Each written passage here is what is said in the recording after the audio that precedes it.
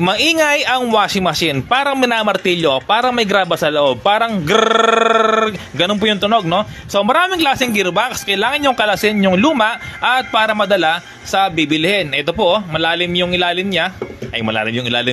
Malalim yung pulley. Ito naman ay magkakalapit yung pulley. Ayan, tingnan nyo, hindi lang yon, binibilang yung ngipin, no?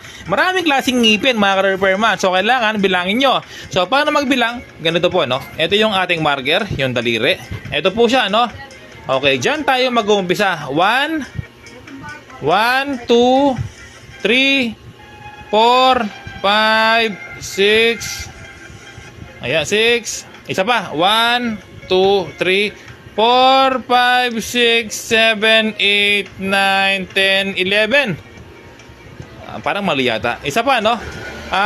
Diyan ako mag-umpisa. Dito ako mag-umpisa. 1, 2, 3, 4, 5, 6, 7, 8, 9, 10. So, yan po. Ang tawag dito ay 10 teeth. Okay? Merong 10 teeth.